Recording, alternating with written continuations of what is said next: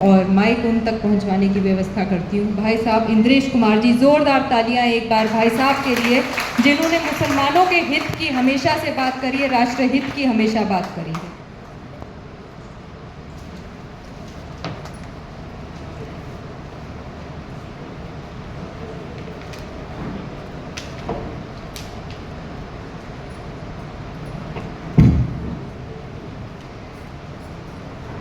आज की ये महफिल एक बड़े मुद्दे के लिए है और उस मुद्दे पर मैं अपने भाषण को प्रारंभ करता हूँ। अभी अभी ताज़ा लोकसभा चुनाव हुआ। रांची में आरएसएस परिवार की अखिल भारतीय बैठक समाप्त हुई तो मैं 1-2 दिन एक्स्ट्रा रुका हुआ था। वहाँ हिंदुस्तानी मुसलमानों का भी एक कार्यक्रम था, क्योंकि हर मुल्क के नसीब में कोई भी कौम है, जात है या मजहब है, पर कुछ तौर तरीके अलग अलग होते हैं। अगर आप अरब चले जाएंगे, हिंदुस्तानी कहेंगे तो भरोसा होगा, पाकिस्तान कहेंगे तो तलाशी होगी। अब ये तौर तरीकों ने किया, इस्लाम ने फर्क नहीं डाला। तो मैंने उनसे पूछा, आपके सामने अगर एक प्रश्न खड़ा हो जाए, जितने का आप हैं इतने से ऐसी लगभग संख्या में मुसलमान थे, बहनें बेटियां भी अच्छी संख्या में थी। कभी कभी बड़ा अजीब सा लगता है, कहता तो वैसे भी है, माँ के कदमों में जन्नत है, पर औरत को देखकर भड़कता बहुत है। तो मैं उससे पूछता हूँ कि तू अगर पहले भड़क जाता तो तुझे वो पैदा ही ना करते, क्योंकि उसको मालूम नहीं था कि इतना भड़कने वाला होगा। मैंने कहा, खुदा की मानते हो कि नेता की मानते हो? सबने पूरी ताकत से हाथ खड़ा करके कहा, खुदा की, खुदा की, खुदा की। मैंने कहा, देखो एक बड़े अजीब घटनाक्रम हुआ। हिंदुस्तान में मतदान हुआ। जिन 17-18 पार्टियों को जिताने के लिए आपने मत दिया, खुदा ने उनको हुकूमत नहीं दी, और जिस एक पार्टी या कुछ पार्टियों ने मिलकर उसको आपने हराने की भरपूर कोशिश की, खुदा ने उनको हुकूमत दे दी। अब बताओ, आपने खुदा की मानी कि नेता की मानी? तो सबने जोर से तालियां भी बजाई, मुस्कुराए भी, बात समझ में आ गई। आज भी आप इसी चौराहे पर खड़े हैं। मैं देख रहा था 14वीं शताब्दी में वक़्फ़ ये हिंदुस्तान में आया था, उससे पहले नहीं। 1913 में जब ब्रिटिश हुकूमत थी, जो साजिश रच रही थी हिंदुस्तान को उत्तर दक्षिण में द्रविड़ और आर्य में बांटने की, ऊंची जाति और छोटी जातियों में बांटने की, या फिर मुसलमान, ईसाई और हिंदू हिंदुस्तान बनाने की। हिंदुओं का हिंदुस्तान होगा, मुसलमानों का पाकिस्तान होगा, और ईसाइयों का क्रिश्चियनिस्तान होगा। ऐसे 3 टुकड़े करने की कोशिश का षड्यंत्र कर रही थी। उनकी हुकूमत में 1913 में वक़्फ़ आया, वक़्फ़ बोर्ड आया। वहाँ से अमेंडमेंट होती रही, अंग्रेज़ों के काल में भी हुई, जब विभाजन होकर आज़ादी मिली तब भी हुई। आखिरी अमेंडमेंट 1995 में नरसिम्हा राव की सरकार के समय में। अब एक नई अमेंडमेंट का ये टाइम आया है, जो बिल पेश हुआ है।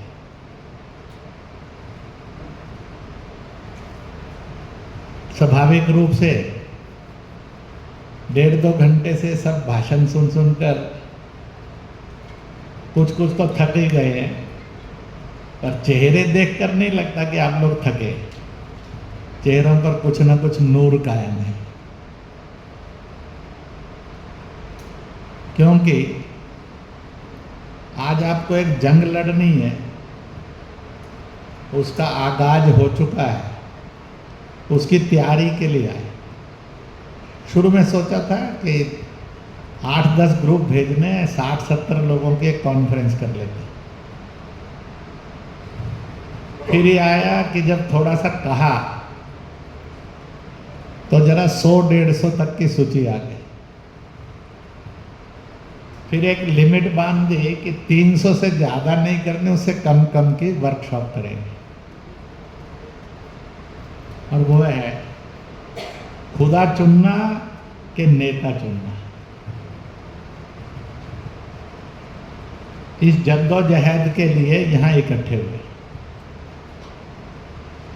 और ये मानकर ये हुए हैं कि हमने खुदा का रास्ता चुना है, नेता का रास्ता नहीं चुना है।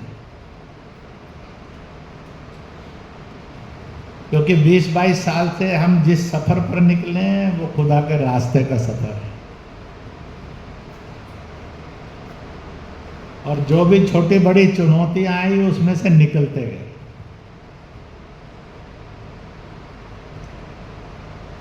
जब इबादत करनी है तो फिर बेईमानी करो, जब इबादत ही करनी है तो नेक बनकर करेंगे तो भी जन्नत का रास्ता मिलेगा, नहीं तो नहीं मिलेगा।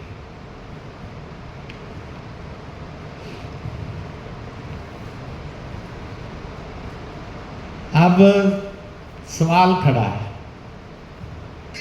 सारा हिंदुस्तान एक कानून से चलता है और हम कहते हैं हम हिंदुस्तानी हैं।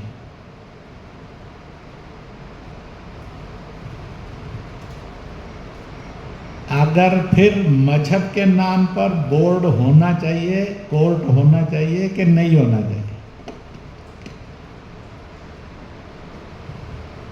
पहले मुसलमान के नाम पर था, फिर शिया सुन्नी के नाम पर आ गया। अब चला है शिया भी हो, सुन्नी भी हो, अहमदिया भी हो, बोरा भी हो, और ये भी चला है कि पसमानदाओं के लिए अलग भी हो और दरगाहों वाले सूफियों के लिए भी अलग से हो।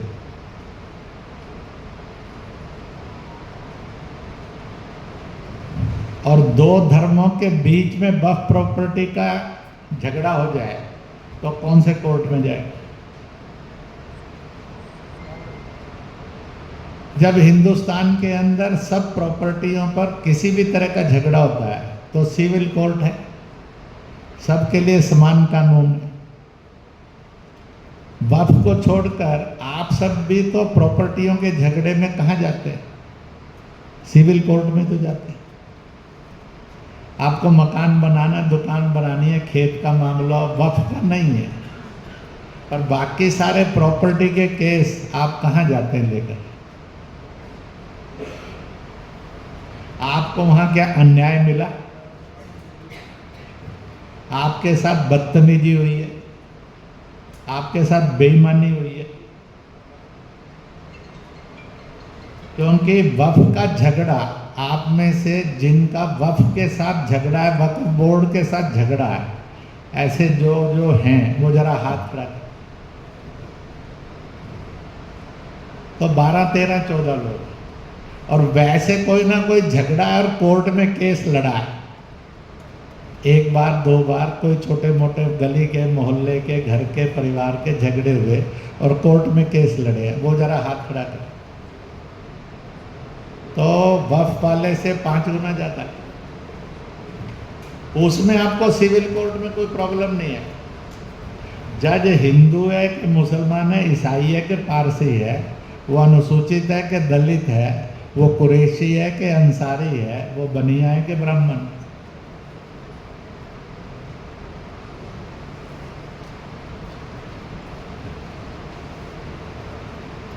तो इसलिए जब सब संपत्तियों के झगड़े, उसके लिए एक नेटवर्क है हिंदुस्तान में, सिविल कोर्ट्स। तो आपका लोअर कोर्ट है, फिर आपके पास सेशन कोर्ट है, डिस्ट्रिक्ट कोर्ट है, हाई कोर्ट है, ऊपर ऊपर तक है।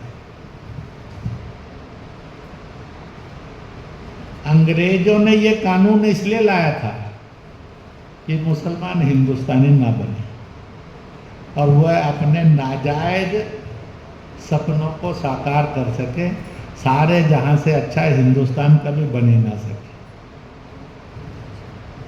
हम अपने आप को हिंदुस्तानी कहने वाले बने ही नहीं, जब भी बने तो मुसलमान कहने वाले बने।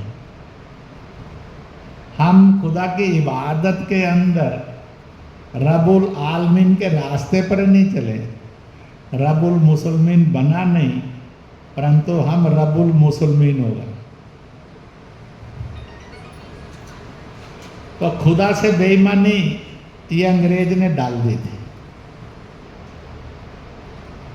आज़ादी के बाद कांग्रेस ने आपको इसके भरपूर इंजेक्शन दिए।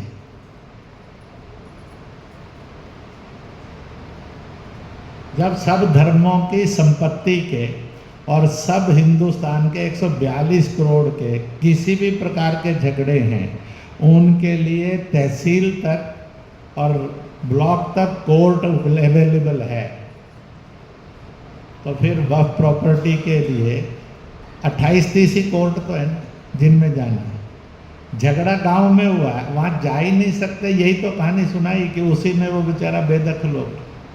मारा किसने उसको? खुदा ने। जो इंसान ने शैतान का धंधा किया उसने मारा।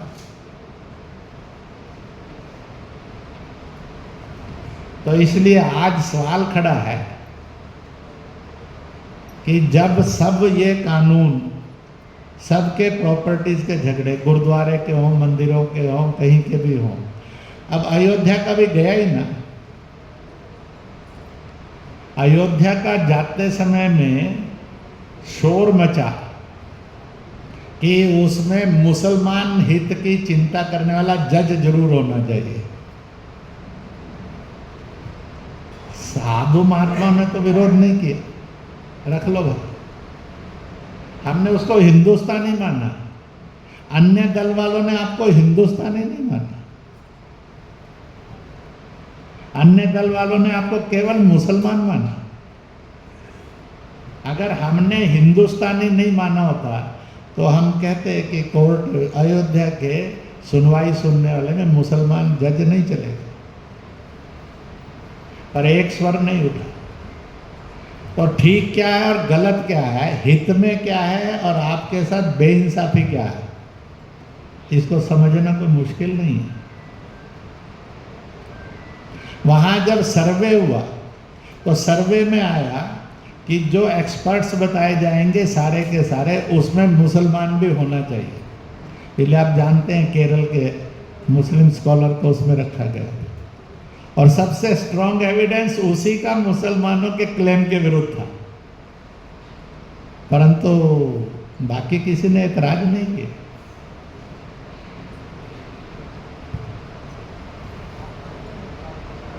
तो इसलिए अमेंडमेंट में ये है कि जो रूटीन में बोर्ड हैं, यही बोर्ड वक्फ केसेस को सुनने के लिए रहेंगे या इनको ख़त्म किया जाए।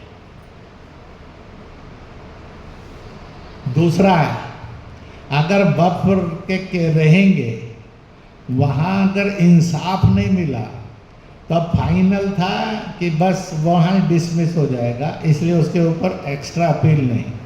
अब अमेंडमेंट में ये है कि आप अगर न्याय नहीं मिला माफिए से तो आप हाई कोर्ट में, सेशन कोर्ट, हाई कोर्ट में जा सकते हैं।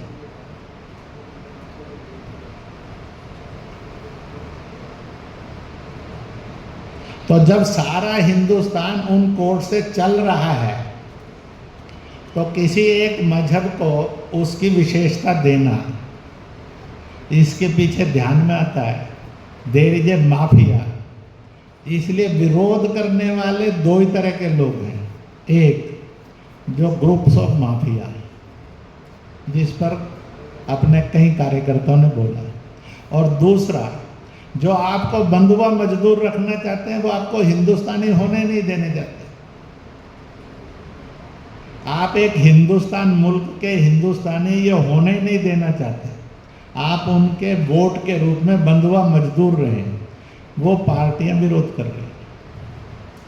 आपके सामने प्रश्न खड़ा है, बंधुआ मजदूरी में कितने साल और जीना और कितने जन्म और जीना, या उस बंधुआ मजदूरी से मुक्ति पानी है। मैं और आपको, रामलाल और रहमुद्दीन को गली मोहल्ले में भाई भाई बनकर रहना है, या समय समय पर तुनक कर दंगे करके कत्लेआम करके जीना है?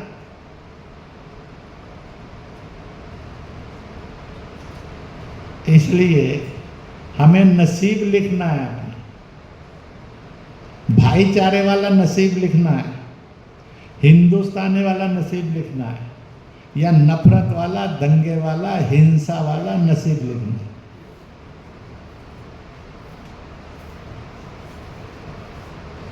जम्मू कश्मीर के अंदर चुनाव हो रहे हैं, 20-22 मुसलमानों को बीजेपी ने भी टिकट दिया है। अब आप किसी मौलाना से पूछेंगे तो वो थोड़ा सा दाएं बाएं होगा, क्योंकि उसको तो ये पता था देते ही नहीं है।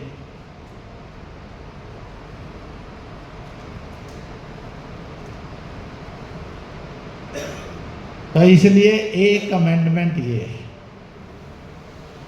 वक्फ बोर्ड के केसेस सुनने के लिए वक्फ बोर्ड इज द लास्ट। उसमें अमेंडमेंट है, not the Waqf board, now जो रेगुलर कोर्ट्स हैं दे विल बी एप्लीकेबल, उसमें जा सकते हैं। और तीसरा उसमें से आता है, why not the civil court, जब सब डिस्प्यूट्स को, सब रिलीजन के डिस्प्यूट्स को सिविल कोर्ट सुनते ही हैं, धार्मिक संपत्ति के भी जो हैं वक्फ की हुई, तो फिर वो क्यों नहीं?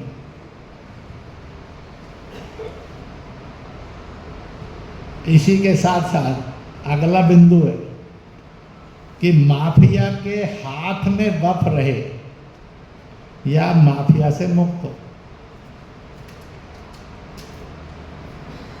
सरकार ने माफिया से मुक्ति का मार्ग चुना है।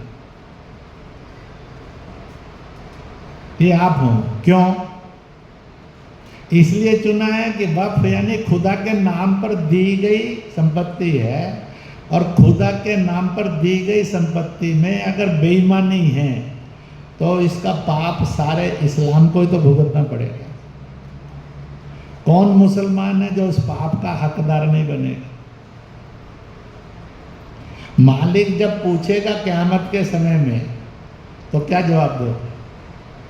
कहेंगे तेरे नाम से संपत्तियों की लूटमार मची थी मालिक। कुछ लोग लूट लूट कर खा रहे थे, बाकी तरस और पिस रहे थे। हम भी उन्हीं में थे जो पिस रहे थे।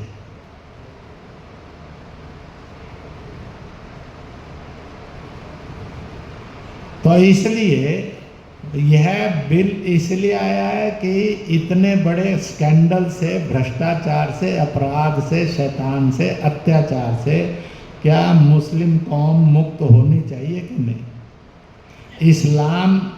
इस्लाम की खूबसूरती में जीना चाहिए कि अब माफिया की शक्ल में इस्लाम जाना चाहिए? हमारा मौकुटा माफिया है या इंसानियत? हमारा मौकुटा भ्रष्टाचार और अत्याचार है या फिर तरक्की और तालीम?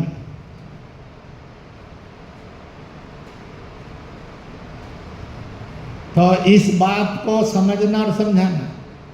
जब मेरी और आपकी सब प्रॉपर्टी की डिस्प्यूट में वो बैठा हुआ कोई भी डीसी है, कोई भी अफसर है, कोई झंझट नहीं है, तो इसमें कहाँ से झंझट आ जाएगा कि इसी में खतरा है तो बाकियों में?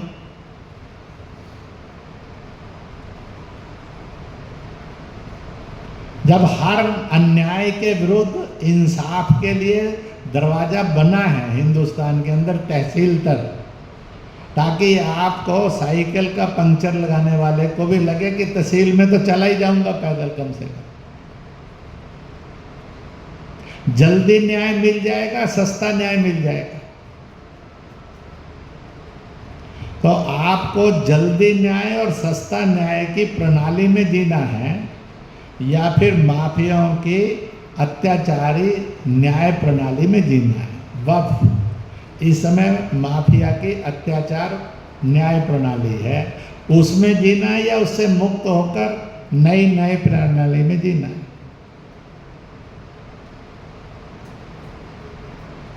इसलिए उसको दिया गया। उसमें आया कि वेलफेयर के काम।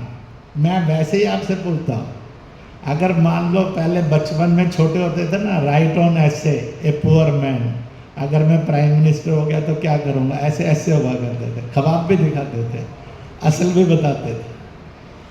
तो अगर कहा यहाँ बैठे हुए लोग वक्फ के कारण मुसलमान को ये फायदा होता है, ऐसे 5 पॉइंट लिखने के लिए कागज पेन दे दिया और लिख सकते हैं कि वक्फ ने हमारे इतने सालों में ये 5 फायदे मुसलमान के लिए किए हैं, ये उनकी स्कीम है और ये किए हैं। जो लिख सकते हैं 5 फायदे, वो जरा हाथ खड़ा।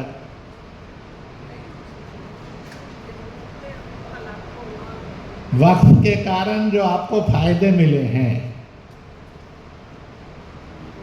तो थोड़ा सा कईयों को देर लगी समझने में, रिले हाथ नीचे कर लिया, 2 4 5 ने खड़ा गया। नहीं लिख सकते। क्यों नहीं लिख सकते था? आप क्या ना समझ?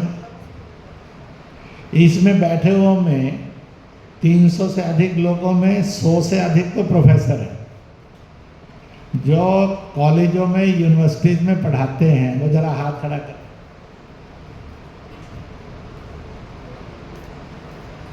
तो इसलिए आप में से मौलाना, इमाम, मौलवी, मुफ्ती, कारी आदि करके भी कितने लोग हैं।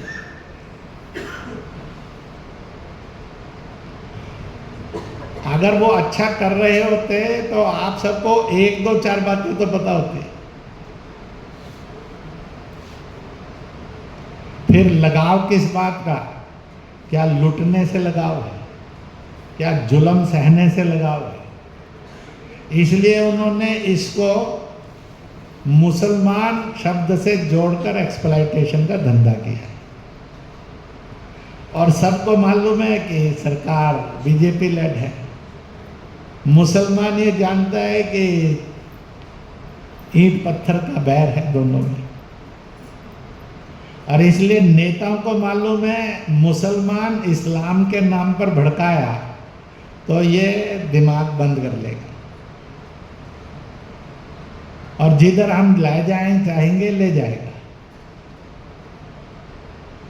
मैं आपको एक खूबसूरत बात बता देता, जो इतिहास में दर्ज हो गई है, तहरीक में दर्ज है। जब 3 तलाक पर चला था, ये मुस्लिम महिलाओं ने अनऑर्गेनाइज्ड वे से 3 तलाक के खिलाफ लड़ाई शुरू की थी। किसी पार्टी ने नहीं शुरू की थी। इसलिए 28 मुकदमे लोअर सेशन कोर्ट से लेकर हाई कोर्ट में दाखिल हुए थे। कलकत्ता में भी हुआ था, केरल में भी हुआ था। और फिर जब ये सारे मुकदमे लगे जगह जगह, तब सुप्रीम कोर्ट ने कहा सबका कोलैबोरेशन कर लिया, इकट्ठे कर लिया जाए। तो वो सुप्रीम कोर्ट में ले लिए गए, सारे सब जगह के कोर्टों से उठा लिए गए। सुप्रीम कोर्ट में केस आ गया।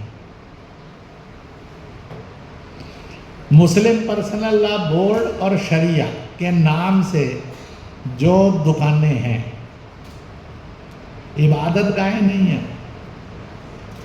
दुकानें हैं जहाँ बिजनेस होता है। और इसलिए उन्होंने पहली घोषणा की, आप उस समय की हिस्ट्री को देखिए, थोड़े से साल की पुरानी है, हैदराबाद की कॉन्फ्रेंस है, जहां पर मुस्लिम पर्सनल लॉ बोर्ड टूटा और उन्होंने घोषणा की थी कि हम हिंदुस्तान में 3 तलाक के बिल को सुप्रीम कोर्ट ने नहीं डील करना चाहिए, इसके खिलाफ हस्ताक्षर अभियान कराएंगे। आप में से किसी का हस्ताक्षर उस पर है तो जरा हाथ खड़ा करें कि उन्होंने कहा 3 तलाक को रद्द किया जाए कोर्ट केस को, इसका हस्ताक्षर आपने किया, आपको पता भी नहीं। और परिणाम क्या निकला कि सबसे बड़ी पहली घटना घटी भोपाल में, शहर काजी के घर पर, और उन्होंने मुझे सुनाई। ने क्या है कि वो लिस्टें पड़ी थी, फार्म पड़े थे हस्ताक्षर लेने के लिए 3 तलाक के खिलाफ, कि 3 तलाक जो है अच्छी रस्म और इस्लामिक है, कोर्ट का दखल इसमें इस्लाम में दखल है, इसलिए इसके खिलाफ एक मुहिम। तो वो घर की बेटी ने और बहू रानी ने देखा ये क्या कागज है, देखा, उन्होंने काजी साहब किसी काम के लिए गए हुए थे, वो सारे जो कागज थे वो अंगीठी में डाल के जला दिए। ने क्या आप तलाक लेने की इजाज़त लेने के लिए लड़ाई लड़ रहे हैं, तो फिर रोटी कहीं और जाकर खाइए से पिताजी। अब्बू जान फैलती गई, हस्ताक्षर नहीं हुआ। उस समय तक मुस्लिम राष्ट्रीय मंच 3 तलाक शब्द कितना खतरनाक है, खुदा के विरुद्ध इबादत है, कुरान के खिलाफ बगावत है, ये बात सड़क पर, बाजार में, गली मोहल्लों में खूब आ गई थी। फिर उनकी बंगाल में हुई, सारे देश के अंदर 1000 स्थानों पर सुप्रीम कोर्ट और हिंदुस्तान की सरकार के खिलाफ धरने प्रदर्शन होंगे, वो नहीं हुए। फिर अल्टीमेटली उन्होंने देवबंद में एक फैसला लिया था,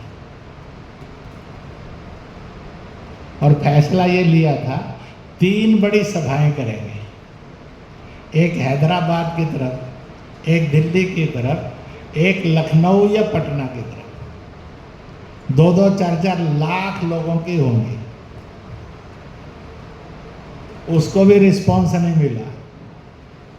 और मज़ेदार बात है, नेशनली और इंटरनेशनली 3 तलाक यह प्रो इस्लामिक है, प्रो खुदाई है, प्रो कुरान है, एक भी एविडेंस नहीं आया। मैं उस केस को आज डील नहीं करूँगा, मैंने उस केस को स्वयं देखा, पढ़ा, खेला, और आखिर में 3 तलाक से औरतों को इसलिए छूट मिली कि उनको अत्याचार खत्म हुआ, और मर्द नरक ना जाए, नरक वाला काम ना कर सके, इसलिए मर्द अत्याचार ना करे, औरत पर अत्याचार ना हो, इससे मुक्ति की एक बड़ी लड़ाई थी। मुस्लिम राष्ट्रीय मंच ने उसमें रोल प्ले किया, सरकार ने कानून बनाया, और आप आश्चर्य करेंगे कि सरकार के कानून बनाने के लिए इतने इतने सख्त सुझाव आए थे कि उनको देखकर तो रूह कांपती थी, और मैक्सिमम सुझाव औरतों से थे, कुछ मर्दों से भी थे। अभी भी 58,000 चिट्ठियाँ मुसलमानों की इस बिल संशोधन से पहले आई है सरकार में, सब बफ माफिए से दुखी लोगों की चिट्ठियाँ। एक ने भी संशोधन के विरोध नहीं किया, वक्फ का विरोध किया, इसलिए यह बिल का जन्म हुआ।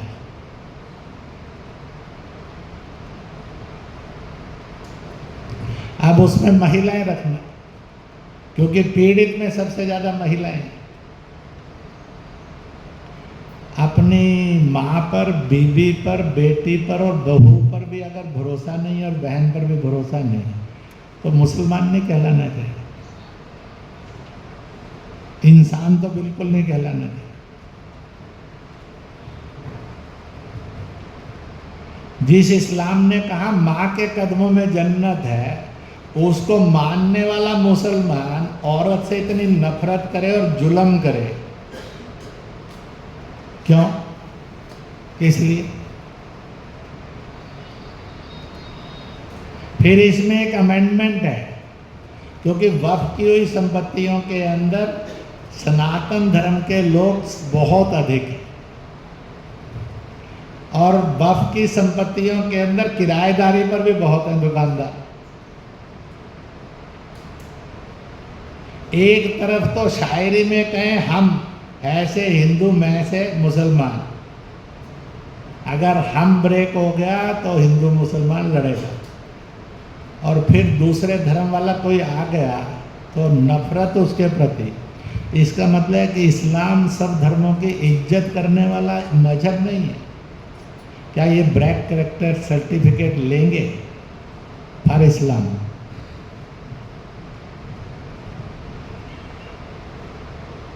तो आप ये, वो नेता ये कहना चाहते हैं सरेआम वोट के लालच में फंसाकर कि साहब we hate other religions, we hate other religious people, तो फिर उनको इंसान कैसे माना जाए, एक अच्छा नेक मुसलमान कैसे माना जाए? ये प्रश्न धीरे धीरे उबलने लगे।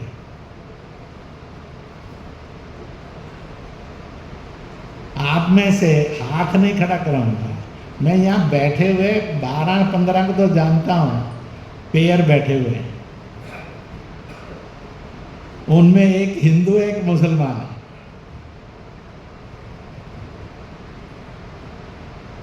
तो उनको क्या करना?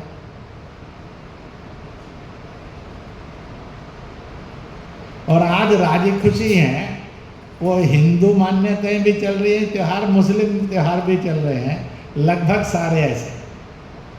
मैंने और बाहर का स्टेटमेंट नहीं दे रहा, यहाँ का दे रहा हूँ, बैठे हुओं का दे रहा हूँ। इतने तो यहीं बैठे, क्योंकि मैं जानता हूँ। हाथ इसलिए नहीं खड़ा करवाऊंगा कि हाथ खड़ा कराना ये पाप भी होगा, अपराध भी होगा और जुल्म भी होगा।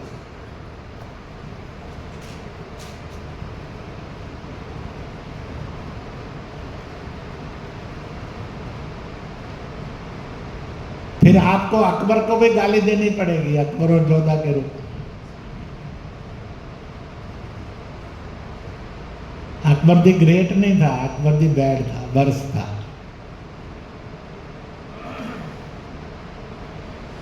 तो इसलिए ये भी उसके अंदर एक है, दो अन्य मतों है। फिर डिजिटलाइजेशन होना चाहिए, सारे का सारा इसके ठीक व्यवस्थित होना चाहिए और अवेलेबल टू ऑल होना चाहिए। जैसे आज हिंदुस्तान के अंदर सब रिकॉर्ड है, और ये कोई इसी के लिए नहीं है, सबके लिए। अब जिन्होंने गड़बड़े किए होंगे उनको परेशानियां हैं, तो कैसे भड़काएं आपको? तो दो शब्द हैं, बीजेपी आरएसएस, इसको देखकर मुसलमान भड़कता है सुनकर, और दूसरा है और नरेंद्र मोदी की सरकार इसको देकर भड़कता है। मुसलमान के नाम पर, इस्लाम के नाम पर खतरा कहकर इसको भड़काया तो और भड़क लेगा, देश के अंदर भाईचारा नहीं आने देगा। इसलिए they are playing that role. अब बांग्लादेश के अंदर खालिदा की और हसीना की लड़ाई, दुनिया के अंदर सत्ता के लिए लड़ाइयाँ होती हैं, डेमोक्रेसी में भी होती है, पर प्रश्न खड़ा होता है उस राम मंदिर ने, शंकर मंदिर ने क्या बिगाड़ा था?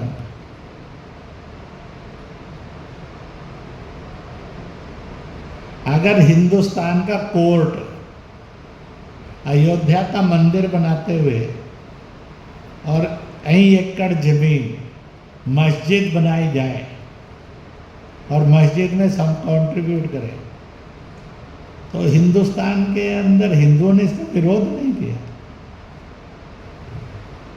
That they should also be compensated, उनको भी सम्मान मिलना चाहिए, उनको भी स्थान मिलना चाहिए।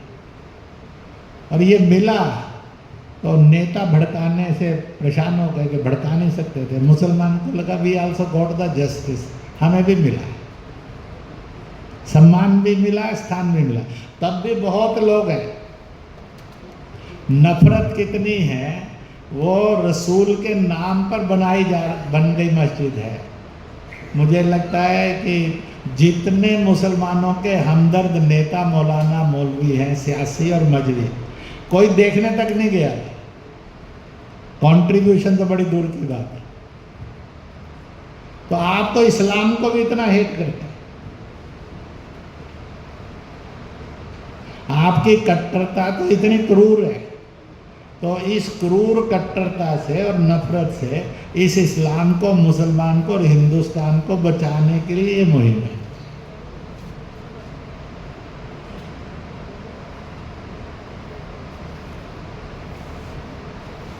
तो इसलिए ये भी है इसमें से। फिर भारत सरकार, it is the first government जिसने स्टेट लेवल पर और सेंट्रल लेवल पर बोर्ड गठित किया, जिसका 500 करोड़ रुपया पर ईयर का बजट मिनिमम रखा है कि ताकि वक्फ के ब्याज में से जो आएगा उसके साथ ये और होगा, to launch the welfare schemes. वो यतीमों के लिए होगी, गरीबों के लिए होगी, विधवाओं के लिए होगी, महिलाओं के लिए होगी, पुरुषों के लिए होगी, कोड़ियों के लिए होगी। कोई अच्छे हॉस्पिटल बने, कोई अच्छे एजुकेशनल इंस्टीट्यूट बने, कोई अच्छे स्किल बने, ट्रेनिंग के सेंटर्स बने। अब क्या क्या होगा ये है उसके अंदर। और उसमें दिया 500 करोड़ रुपया, इतने के बोर्ड होंगे, ये अलग से साथ में होगा। अब यहाँ आकर सब धर्मों के लोग भी तो आवाज उठाते हैं कि यही कोई असली पुत्र है, हम भी कोई बेवकूफ और पराये थोड़ी है। और ये आज की सरकार कर रही है। 500 करोड़ का हर स्टेट पर है और सेंटर पर भी है। पास होते तक बढ़ जाए तो कोई बड़ी बात नहीं, घटेगा तो नहीं। ये इसलिए एडिशन किया है ताकि वेलफेयर के काम शुरू किए जा सके।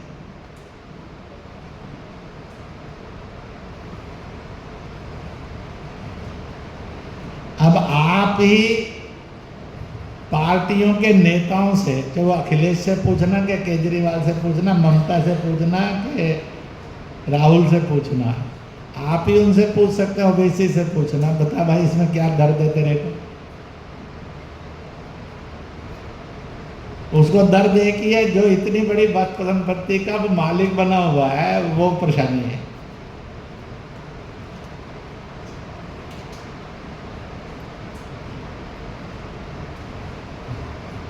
तो इसलिए आया कि जब सरकार इतना नेक काम करने के लिए सोच रही है, मैं वैसे ही हंसते हुए कह दिया करता हूँ, बीजेपी ऐसी पार्टी है जो मुसलमान को टिकट नहीं देती।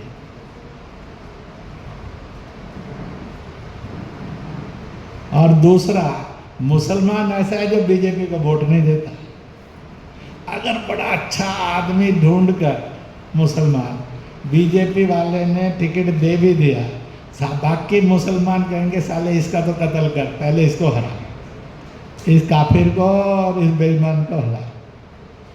अब रिश्तेदारी तो यही है, पर रिश्तेदारियां बदलती भी हैं समय के साथ। हमने 24 में जो 14-19 से डेवलप होती हुई रिश्तेदारी थी, 14 में पलटी खाई। यह मुसलमान ने अपनी तालीम और तरक्की की तहरीक के अंदर दगा किया। वो ना खाता 4%, 5%, 7% जो भी देता, तो आपकी तालीम और तरक्की का सौदा करने वाले नेता पनपते नहीं। आपसे खुदा की इबादत छीनने की हिम्मत नहीं करते।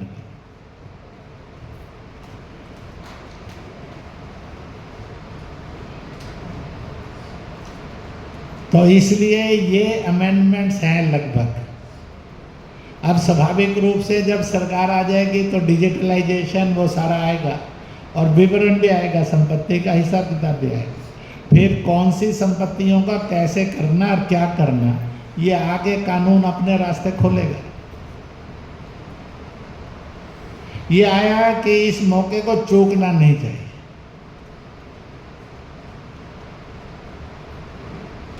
आदमी तो यही कहता है मुझे खुदा की कसम, अब ईमान से कहे कि बेईमानी से कहे, वो उसका कर्म है, फल भुगतेगा। पर सामूहिक रूप से हम सब क्यों भुगते, और चंद नेताओं की और चंद पार्टियों की ख्वाहिशों के कारण हम क्यों गलत रास्ते पर जाए?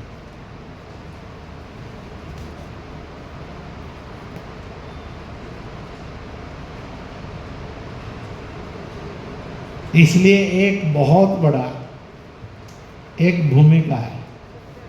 वोट और पार्टियों के अपने जो रास्ते होंगे वो होंगे, पर अगर हम ईमान से सोचें तो हमारे ईमान का सौदा ना हो और ईमान बचे, ईमान जिंदाबाद हो। हमने तो इसमें दखल इसलिए ली,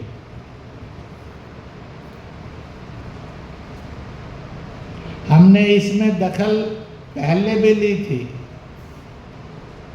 गौ के मामले में हमने हर एक चीज में हमने, और रेहान के मामले में भी दखल ली थी। रेहान यानी तुलसी, जिस इस्लाम ने नसीहत दी है हदीस के रूप में, जिस घर में रेहान होगा उस घर में भूत प्रेत से बचाव रहेगा। सुबह शाम का दीदार उसकी ज़िंदगी की किस्मत को जगाता है। तो हमने तो कोटेशन हदीस की वहीं से ली।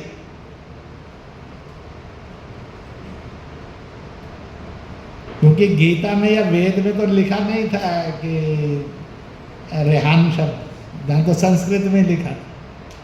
हमने तो अरबी में पढ़ा, फिर ढूंढते समय थोड़ा सा फारसी में देखा, थोड़ा सा तुर्की में देखा, बाकी तो और मुस्लिम देशों की किसी जुबान में रेहान है ही नहीं, क्योंकि शुद्ध तो ये अरबी शब्द है। तब हमने दखल ली कि रेहान यानी तुलसी से नफरत कर ली क्योंकि ये हिंदू है, और रेहान से मोहब्बत बंद कर दी। ये बेवकूफ़ी क्यों कर रहे? तुलसी से नफरत कर लो, रेहान से तो मोहब्बत करो। जबकि मुसलमानों में सबसे ज़्यादा नाम कोई होता है तो रेहान और रेहाना होता है। तो यहाँ कर प्रश्न खड़ा होता है कि हमें लोग बेवकूफ़ बनाने वाले कितने होशियार। तो इसलिए आप ही गाना गाते हैं, संभल कर रहना घर में छिपे हुए, तो उनसे भी बचना है। अब मैं कंक्लूड करता हूँ। 5-6 बातें, ये 8-9 अमेंडमेंट्स हैं सब मिला। अमेंडमेंट जो पहले हुई हैं वो लिखिए। पहला है, इनके समर्थन में तार्किक पेपर तैयार करना, लॉजिकल पेपर तैयार करना।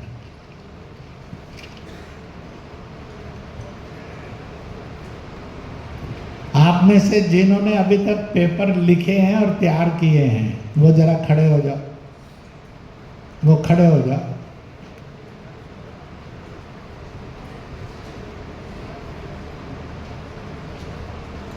बैठिए। तो हमारा कहना है कि और लिखने चाहिए, और ये पेपर कहीं ना कहीं प्रेस में भी छपने चाहिए। जिनके प्रेस में छपे हैं वो हाथ खड़ा कर दें, बहुत अच्छा, नीचे कर दें। तो एक है बम्बार्डमेंट ऑफ द आर्टिकल्स, अहिंसा परमो धर्मा के नाम पर। कोई हिंसा नहीं आर्टिकल राइटिंग। तो इसलिए आर्टिकल लिखने हैं, आर्टिकल छपे, और वो आर्टिकल जेपीसी को सीधे भेजना, और जो अखबारों में छपा है वो भी कटिंग बनाकर एक अच्छी कॉपी वहाँ रजिस्टर्ड पोस्ट भेजना, और इसको मोबाइल पर या वैसे पार्टियों के रूप में एक 4-5 लोग इसकी मॉनिटरिंग करेंगे सारे। शाहिद सैयद हैं, खड़े हो जाओ भाई। केशव पटेल हैं, खड़े हो जाओ। शालिनी अली हैं, डॉक्टर शाहिद अख्तर हैं, और भी इनके साथ 1-2 लोग रहेंगे, इनको भेजिए ताकि यहाँ भी डॉक्यूमेंटेशन होता है। और इन्होंने मोबाइल डॉक्यूमेंटेशन नहीं करना है, सारा सॉफ्ट कॉपी का नहीं करना है, इन्होंने एक्चुअल में भी करना है, हार्ड कॉपी में। नीचे बैठिए। तो जिनको लगता है कि वो लिख सकते हैं और लिखवा सकते हैं इस समर्थन में आर्टिकल, वो जरा हाथ खड़ा कर। तो आप सबको मेरा ये कहना है कि इस जो नॉन वायलेंस की मूवमेंट है, एकदम हक की मूवमेंट है, खुदा की इबादत की मूवमेंट है। तो आप सब इसके अंदर जुट जाइए। जो लग गए हैं उनको बधाई, जो लगेंगे सब तालियां बजाकर उनको बधाई दे दी। लगभग 70-80 ने हाथ खड़े किए हैं जो आगे लिखेंगे, और जिन्होंने 1-2 लिख लिया है वो और नए सिरे से भी लिख सकते हैं। बाद में आपको कई लॉजिक समझ में आएंगे, जाएंगे तो और भी बातें ध्यान में। तो पहला शस्त्र जो चलेगा नॉन वायलेंस मूवमेंट का, अभी तक तो हमें वायलेंट मूवमेंट पता है। इस धर्म की लड़ाई में नॉन वायलेंस की लड़ाई लड़ेंगे, कंप्लीट, कोई हिंसा नहीं, कोई नफरत नहीं।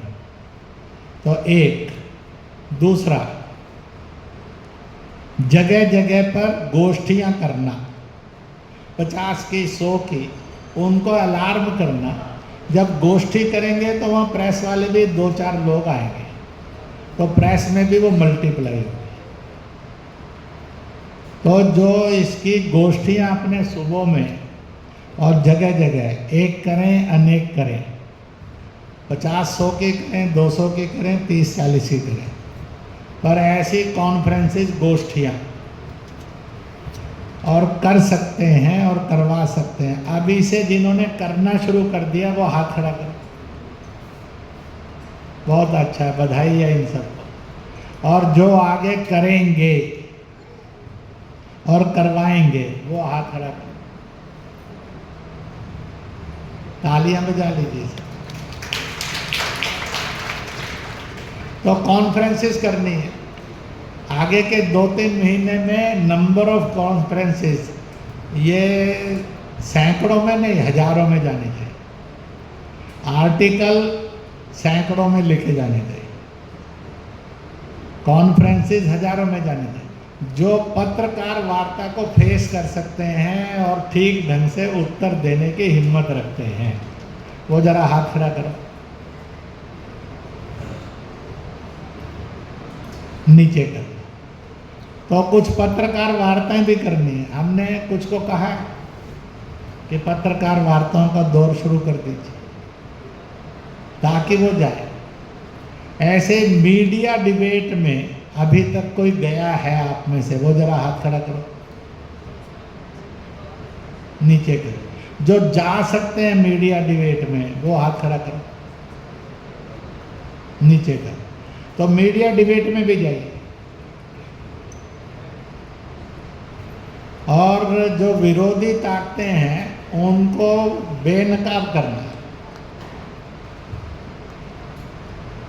हिम्मत से आप बेनकाब करेंगे तो एक नई तहरीक का जन्म हो जाएगा, एक नए युग का, एक नए हिंदुस्तान का सूत्रपात हो, जो शायद छुआछूत मुक्त भी होगा, दंगा मुक्त भी होगा, शोषण मुक्त भी होगा। हमारा बहुत बड़ा कंट्रीब्यूशन होगा कि नहीं होगा, पर कंट्रीब्यूशन पक्का होगा। We won't be unlistened. हम अनलिसन्ड नहीं होंगे, अनरिटन नहीं होंगे। हम सुने भी जाएंगे, बोले भी जाएंगे, लिखे भी जाएंगे। इसलिए इसको भी करना है। फिर एक 5 से 10 मिनट की आपका ठीक भाषण तैयार करके उसका व्यक्तिगत वीडियो बनाकर आपने व्यक्तिगत लॉन्च करना। जो ऐसे व्यक्तिगत वीडियो बनाकर लॉन्चिंग करेंगे वो जरा हाथ खड़ा करें, नीचे कर लीजिए। तो ये भी करना है। तो इसलिए अब वो वीडियो 100 के पास जाएगी, 500 के पास जाएगी, 5000 के पास जाएगी। इतना पक्का है, जिनको पसंद आएगी वो भी आगे जाएंगे, और जिनको ना पसंद आएगी वो जरूर जाएंगे। किसी ना, मेरे पास कई इसी तरह के आते हैं, भाई साहब इनको रोके देखे कितने खतरनाक आदमी, इसकी आपके साथ फोटो भी। तो मैंने कहा क्यों भेजे? कहते हैं कि नहीं, 4-5 ने बताया, आप इसको समझाएंगे तो शायद ठीक हो जाए।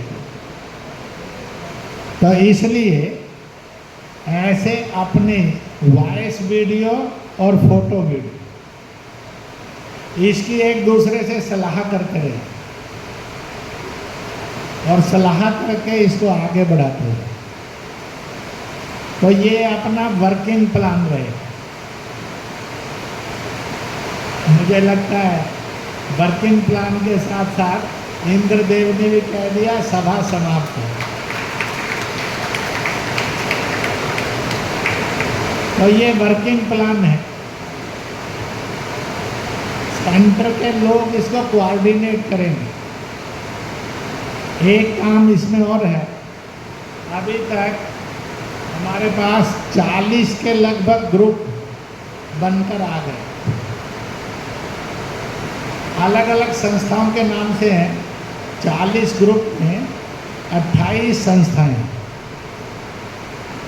7-8 संस्थाएं मुस्लिम राष्ट्रीय मंच के नाम पर हैं डेलीगेट, बाकी अलग अलग संस्थाओं के नाम पर। जैसे हमारे अहमद साहब बोल रहे थे, तो विश्व शांति परिषद आपने बनाई हुई है, उन्होंने भी अपना एक आर्टिकल भी लिखा डेपुटी। यह आप 5 से लेकर 12-15 तक की संख्या का डेपुटेशन बनाना, अपना ग्रुप बनाना, और उस ग्रुप को डॉक्टर शाहिद के पास भेज दें, और वो जेपीसी के पास जाएंगे, उनके चेयरमैन के। वो अगले समय में आपको या तो जब वो स्टेट में आएंगे तो वहाँ बुलाएंगे, या सेंटर में बुलाएंगे। क्योंकि पहले वो दिल्ली ही करने वाले थे और 2-4 स्टेशन और थे, अब लगभग सब स्टेट्स में जाएंगे। और हम भी चाहेंगे कि इनके वो 5-6 महीने ले लें, पर सब स्टेट्स में जाए, सबकी राय ले, और जो राय दुश्मन ने दी कि दोस्त ने दी पर अच्छी है वो इंक्लूड करें। तो आप में से जिन्होंने किसी न किसी ग्रुप का नाम बनाकर यहाँ ग्रुप में लोगों के नाम भेज दिए हैं, वो जरा हाथ खड़ा करें, नीचे करें। तो 40 के लगभग ग्रुप आ गए, और अभी बाकी आने हैं। इच्छा ये है कि 80 से 100 तक ग्रुपों का प्रतिनिधित्व कम से कम हो, क्योंकि 100 ग्रुप ही हो जाएंगे, आर्टिकल राइटर्स के रूप में हो जाएंगे, प्रेस कॉन्फ्रेंस के रूप में हो जाएंगे, फिर इसी तरह से हमारी गोष्ठियों के रूप में हो जाएंगे, कहीं ना कहीं मीडिया डिबेट में हो जाएंगे। तो हम 2-3 महीने में ऐसा एक एटमॉस्फेयर बना सकते हैं कि शत्रु पराजित हों, जो खुदा के बेईमान हैं, इस्लाम के बेईमान हैं और मुसलमान के बेईमान हैं, जो हमें बंधुआ रखना चाहते हैं, उनसे मुक्ति का मार्ग खुल जाए। इसलिए यह एक हिंदुस्तानीकरण, मानवीयकरण, खुदाईकरण और एक अच्छे मुसलमान की हिफाजत का आंदोलन। अब मैं यहाँ पर नाम बोलूँ तो टाइम लगेगा, इसलिए नाम तो मैं नहीं बोल रहा। तो ये मैंने रखे, आगे भी इसका एक स्ट्रक्चर बढ़ेगा, तो इन चीज़ों को आप रखिए। इसलिए मैंने बड़ी सरल भाषा में है क्या और अमेंडमेंट कैसा चाहते हैं, उसके ये दोष ये हैं और उसमें अमेंडमेंट से ये सुविधा होती है। इसके अतिरिक्त भी आपके मन में कोई सुझाव आ सकते हैं, you are open to deliver, उसको आप खुला दे सकते हैं। जगह जगह पर आप कुछ उदाहरण ऐसे दे सकते हैं वफ माफिया को, जिसके कारण मजबूत किया जा सके कि आपका एग्जाम्पल बनाता है ये वफ माफिया के करतूत के कारण यहाँ ये नुकसान है। तो you can expose of mafia as a person, as a group, ये भी आप कर सकते। तो मैं अब अंत में आगे का जो चलेगा, और ये ग्रुप्स एक एक बोलते जाएंगे फटाफट, एक एक आधे मिनट 1 मिनट में एक बार खड़े हो जाएंगे उस ग्रुप्स के लोग। तो जो सारे का केंद्रीय मॉनिटरिंग कर रहे हैं शाहिद अख्तर और उनके साथ अफजाल जी और बाकी सब लोग, तो मैं प्रोफेसर शाहिद अख्तर, जो भारत सरकार का माइनॉरिटी एजुकेशनल इंस्टीट्यूट का आयोग है उसमें मेंबर हैं, लगभग जज समान पावर जो वैसे यूनिवर्सिटी के प्रोफेसर हैं, उनको कहूँगा नाम भी बोलेंगे, खड़े होते जाइए, बैठते जाइए, थोड़ा सेहत ठीक हो जाएगी। और दूसरा, और अपने 2 शब्द भी कहेंगे, ये सारे का आगे नेटवर्क करने के लिए 2 4 5 6 लोग दिल्ली बेस्ड लगेंगे जो थोड़ा समय दे,